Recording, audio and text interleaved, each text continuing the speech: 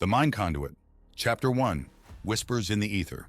The city of Corvus Prime thrummed with a symphony of alien languages and the hum of advanced technology. Humans walked shoulder to shoulder with reptilian Krellians, feathered avians, and the enigmatic ethereals, their silvery forms shimmering with an otherworldly aura. Jaxon Rourke, a man with a worn leather jacket draped over his broad shoulders and a perpetually skeptical glint in his eyes, navigated the crowded marketplace with ease. A hollow sign flickered above a vendor's stall, displaying a cascade of exotic fruits in vibrant hues.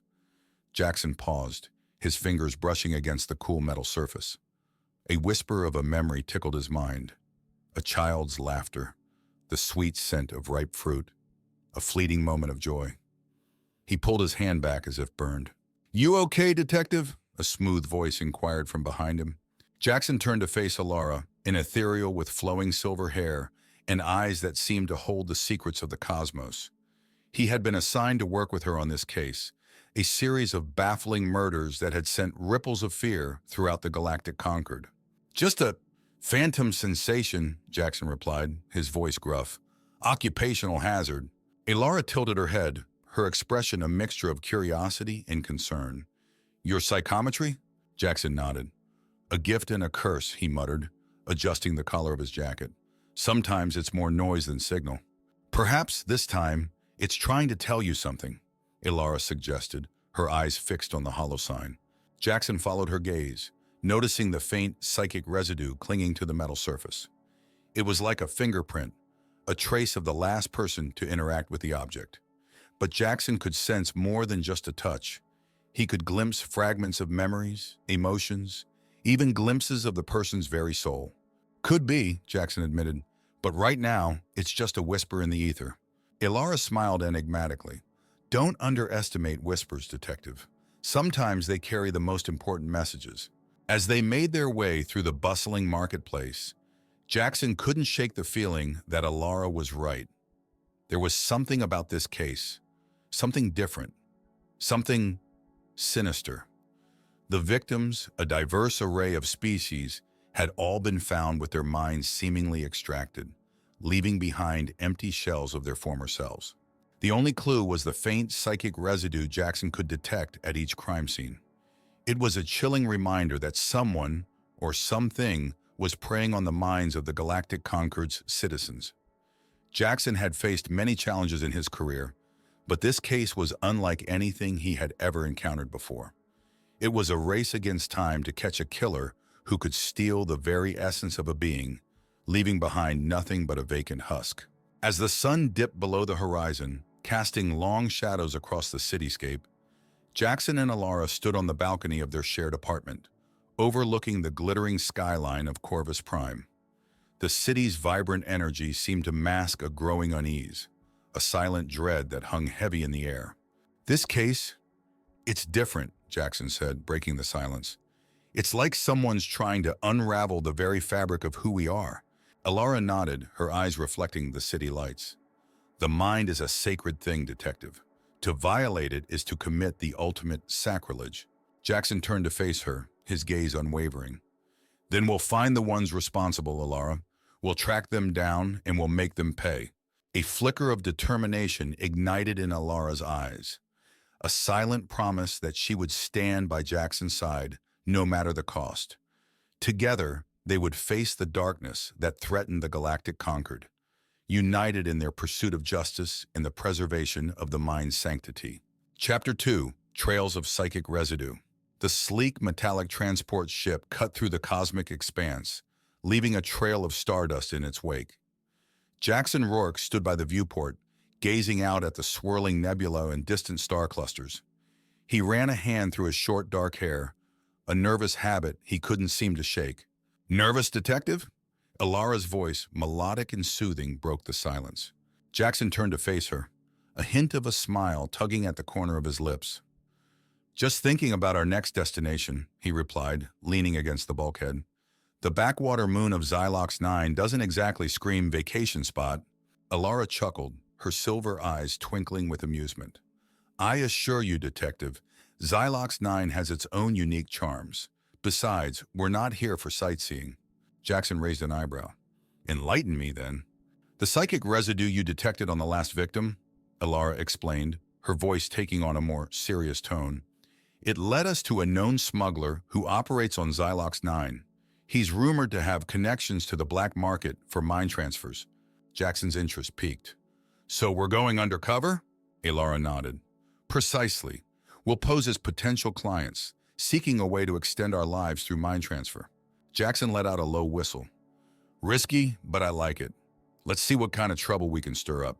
Hours later, they touched down on Xylox 9, a desolate moon shrouded in a perpetual twilight. The air was thick with the smell of sulfur, and the ground vibrated with the rhythmic pounding of subterranean machinery.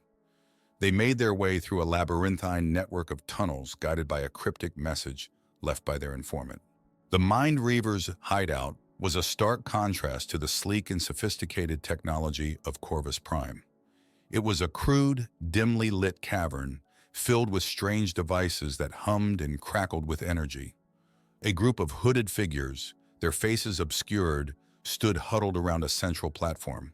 Jaxon and Alara approached cautiously, their senses on high alert.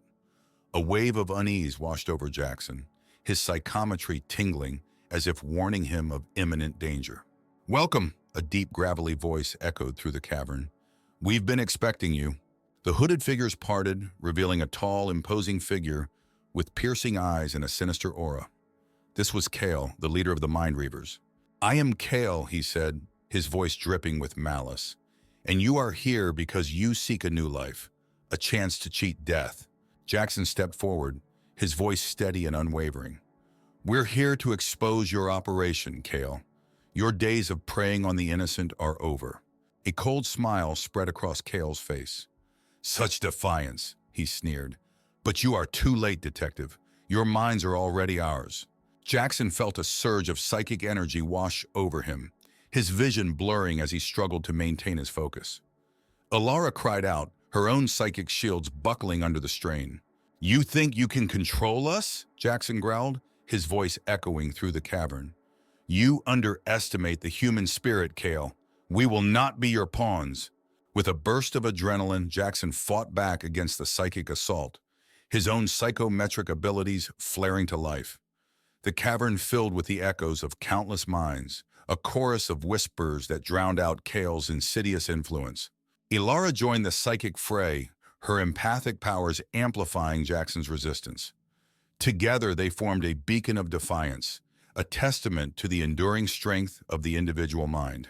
The battle raged on, a clash of wills and psychic energies that shook the very foundations of the Mind Reavers' lair. Chapter 3. In the belly of the beast.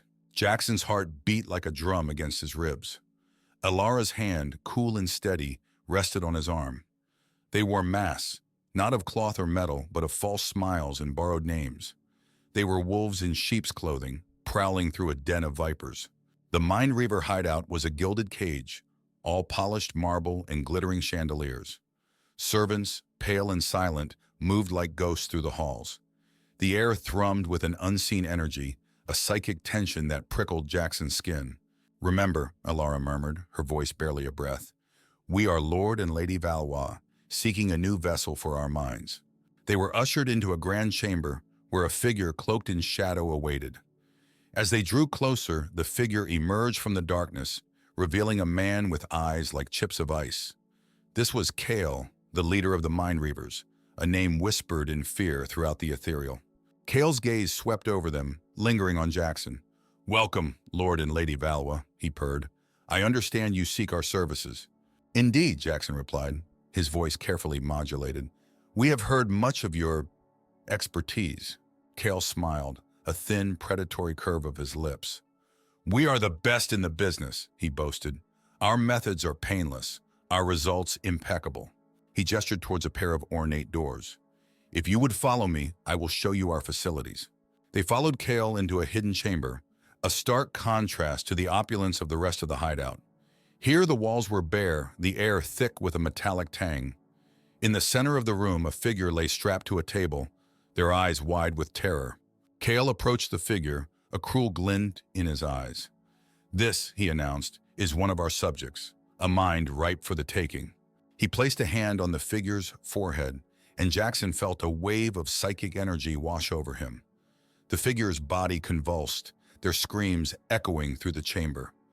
Jaxon watched in horror as the figure's life force was drained away, their mind ripped from their body. Ilara gasped, her hand tightening on Jackson's arm. Kale turned to them, his eyes gleaming with triumph. "Impressive, is it not?" he asked. "The power to control the very essence of consciousness." Jaxon fought to keep his expression neutral. "Indeed," he said, his voice thick with disgust. "Most impressive." Kale's smile widened. "I can see you are intrigued, Lord Valois. Perhaps you would like to try it yourself." Before Jaxon could respond, alarms blared throughout the hideout. Kale's expression hardened. "It seems we have unwelcome guests," he snarled. "I must attend to this matter. Please excuse me." He turned and strode from the chamber, leaving Jaxon and Ilara alone. "We have to get out of here," Ilara hissed. Jaxon nodded, his mind racing. They had seen enough. They knew the truth about the Mind Reavers, the horror of their methods. They had to warn the ethereal, expose Kale and his followers for the monsters they were. But before they could make their escape, the chamber doors slammed shut, locking them inside. They turned to see a group of Mind Reavers blocking their path, their eyes cold and merciless. "I'm afraid you won't be leaving so soon," a voice said from behind them. They whirled around to find Kale standing there, a smug smile on his face. "You see," he explained, "I recognize your psychometric signature, Lord Valois. You are not who you claim to be." Jackson's heart sank. They had been discovered. Kale's eyes narrowed. "I believe you are Jaxon, the anomaly, and you," he said, turning to Ilara, "are Ilara, the traitor." Ilara met his gaze without flinching. "I left the Reavers because I saw the truth," she declared. "You are not liberators, but thieves. You steal minds, not save them." Kale laughed, a cold, mirthless sound. "Such idealism," he mocked. "You will learn, Ilara, that power is the only truth that matters." He gestured to his followers. "Take them," he commanded. "We have much to discuss." Chapter 4. The Conduit's Awakening. The cold metal bit into Jackson's skin as he was strapped to a table, the hum of unfamiliar machinery filling the room. Kale's face loomed above him, a mask of clinical interest. "Such potential," Kale murmured, his fingers tracing the sigils etched into Jackson's skin. A conduit between worlds, a bridge between minds. Pain seared through Jaxon as Kale activated the machine. Images flashed before his eyes, not of the present, but of the past. He saw himself as a child, strapped to a similar table, surrounded by figures in lab coats. He heard their whispers, their excitement as they spoke of his unique potential. "What did you do to me?" Jaxon gasped, his voice hoarse. Kale merely smiled. "We merely unlocked what was already there, Jaxon. We made you what you were meant to be." The pain intensified, tearing through Jackson's mind. He saw fragments of memories, of experiments, of whispered conversations about a conduit project. He was not born with his abilities, but made. A weapon, forged in the fires of the ethereal's ambition. In another room, Ilara watched through a hidden monitor, her heart twisting with guilt. She had been blind, seduced by Kale's promises of power and knowledge. She had turned a blind eye to their cruelty, their disregard for life. But seeing Jackson's suffering, she knew she had to make amends. She slipped past the guards, her mind focused on Jaxon. She reached the chamber, disabling the security systems with a flick of her wrist. Jaxon lay on the table, his body racked with tremors. "Jaxon!" she cried, rushing to his side. His eyes fluttered open, filled with pain and confusion. "Ilara?" "I'm here," she whispered, her voice thick with emotion. "I'm going to get you out of here." She worked quickly, freeing him from the restraints. As he stood, unsteady on his feet, a wave of psychic energy washed over them. Jaxon stumbled, his eyes widening in surprise. "I can feel them," he murmured, "their thoughts, their fears." The Reaver's hive mind, a vast network of interconnected consciousness, was open to him. He saw their plans, their secrets, their vulnerabilities. "We can use this," Ilara said, her voice filled with newfound determination. "We can turn their weapon against them." Together they made their way through the labyrinthine corridors of the hideout, guided by Jackson's newfound connection to the hive mind. They avoided patrols, disabled traps, and outmaneuvered their pursuers. They reached the main chamber, where Kale stood with a group of Reavers, their faces contorted in anger. "You cannot escape!" Kale snarled. "You are ours, Jaxon, our weapon, our conduit." Jaxon met his gaze, his eyes blazing with defiance. "I am not your weapon," he declared. "I am my own." He reached out with his mind, tapping into the collective consciousness of the Reavers. Panic spread through their ranks as their thoughts were laid bare, their secrets exposed. Jaxon and Alara seized the moment, unleashing their combined power. Psychic blasts ripped through the chamber, sending Reavers sprawling. Confusion and chaos reigned as the hive mind fractured, their unity shattered. Jaxon and Alara fought their way through the remaining Reavers, their movements synchronized, their minds aligned. They reached the exit, the world beyond beckoning them. As they stepped out into the cool night air, they knew they had won a battle, but not the war. The Mind Reavers would not give up easily. But they also knew they were not alone. They had each other, and together they would face whatever the future held. Chapter 5: The Psychic Uprising.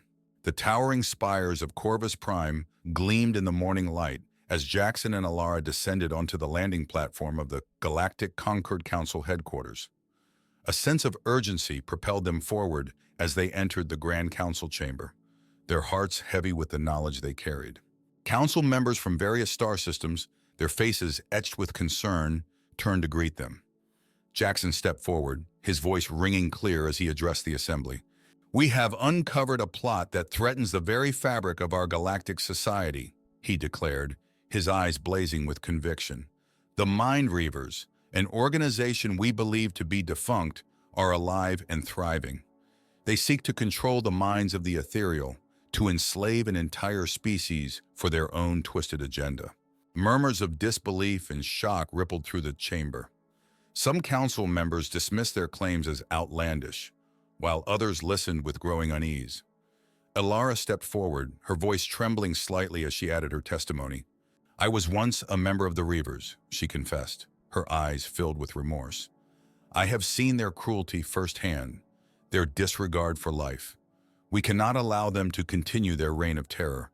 Jaxon presented the evidence they had gathered, recordings of the Reavers' experiments, testimonies from their victims, and intel on their hidden base. The weight of their words, combined with the undeniable proof, finally swayed the council. A task force was assembled, a coalition of skilled CSF agents and powerful ethereal psionics, their shared purpose to confront the Mind Reavers and put an end to their insidious plot. Jaxon and Alara, their bond forged in the crucible of adversity, stood side by side with the assembled force, their resolve unwavering. They journeyed to the Reavers' hidden base, a sprawling complex nestled in the heart of a desolate asteroid field. As they approached, a palpable wave of psychic energy washed over them, a chilling reminder of the enemy they faced. Jaxon, his psychometric abilities amplified by Kale's experiments, could sense the Reavers' hive mind, a symphony of interconnected thoughts and emotions. He devised a daring plan, a gamble that could turn the tide of the battle. The task force stormed the base, their weapons blazing, their psychic powers crackling through the air. The Reavers, caught off guard, fought back fiercely, their collective consciousness a formidable weapon. But Jaxon, with Alara's unwavering support, put his plan into action. He reached out with his mind, flooding the Reavers' psychic network with a torrent of conflicting emotions and memories. Anger, fear, love, joy, the raw essence of human experience surged through their minds, disrupting their cohesion, shattering their unity. The Reavers faltered, their movements growing erratic, their attacks losing their precision. The task force pressed their advantage, their determination fueled by the chaos they had sown. One by one, the Reavers fell, their minds overwhelmed, their bodies succumbing to the onslaught. Kale, their leader, fought valiantly, his psychic powers formidable. But he was no match for the combined might of the task force and Jaxon's amplified abilities. He was captured, his reign of terror brought to an end. The remaining Reavers, their hive mind in ruins, scattered like rats fleeing a sinking ship. Their organization, once a formidable threat, was now a shadow of its former self. As the dust settled, Jaxon and Alara stood amidst the wreckage of the Reaver's base, a sense of bittersweet triumph filling their hearts. They had won a hard-fought victory, but they knew their work was far from over. The scars of the Reaver's atrocities would take time to heal, but they had proven that even the most insidious threats could be overcome through courage, unity, and the unwavering spirit of the individual. Chapter 6: A New Concord. The cheers echoed through the grand hall of the Galactic Concord Council, a symphony of voices from a multitude of species. Jaxon stood on the podium, the weight of countless eyes upon him. Yet he felt no fear, only a quiet sense of fulfillment. He had done his duty, faced his demons, and emerged stronger on the other side. Beside him, Alara beamed, her eyes sparkling with pride. She had shed the shackles of her past, her spirit unburdened by guilt and regret. She was a beacon of hope, a testament to the power of redemption. "Jaxon of Earth," the council president declared, his voice booming through the chamber. "Your courage, your sacrifice, your unwavering dedication to justice have earned you the eternal gratitude of the Galactic Concord. You have not only saved countless lives, but also strengthened the bonds between our species." Jaxon bowed his head humbly, his heart swelling with emotion. He had never sought fame or recognition, but the outpouring of appreciation warmed his soul. It was a reminder that his actions had made a difference, that he had played a part in shaping a brighter future for the galaxy. In the weeks that followed, Jaxon became a symbol of unity, his story celebrated across the stars. His bravery resonated with beings from all walks of life, inspiring hope and courage in the face of adversity. Humanity, once viewed with suspicion and prejudice, was now embraced as a valued member of the Galactic Concord, their contributions to galactic society finally recognized. Alara, too, found solace and purpose in the aftermath of the Reaver's defeat. She dedicated her life to helping those who had suffered at the hands of the organization, using her knowledge of psionics to heal the wounds inflicted on their minds. She established sanctuaries across the galaxy, offering refuge and rehabilitation to victims of mind manipulation and trauma. The Galactic Concord, in response to the Reaver's atrocities, enacted stricter regulations on mind transfer technology, ensuring its ethical use and safeguarding the sanctity of individual consciousness. Scientists and ethicists collaborated to develop new safeguards, ensuring that the power of the mind would never again be used for such nefarious purposes. Jaxon returned to his work as a detective, his psychometric abilities now a tool for good. He delved into the depths of people's minds, uncovering hidden truths, solving mysteries, and bringing criminals to justice. He became a champion of the innocent, a guardian of the vulnerable, his reputation as a hero growing with each case he cracked. Alara, meanwhile, continued her tireless work, her compassion and empathy touching the lives of countless individuals. She became known as the healer of minds, her name whispered with reverence and gratitude throughout the galaxy. Her journey from darkness to light served as an inspiration to all who sought redemption, a reminder that it was never too late to choose a different path. The galaxy, scarred by the Reaver's reign of terror, slowly began to heal. Trust was rebuilt, wounds mended, and hope rekindled. The Galactic Concord, stronger and more united than ever, stood as a beacon of peace and cooperation, a testament to the resilience of the human spirit and the power of collective action. And as Jaxon and Alara gazed out at the vast expanse of stars, they knew that their journey was far from over. They had faced darkness and emerged victorious, but they understood that the fight for justice was an ongoing struggle. They vowed to continue their work, to protect the innocent, to uphold the values of the Concord, and to ensure that the galaxy remained a place where all beings could live in peace and harmony.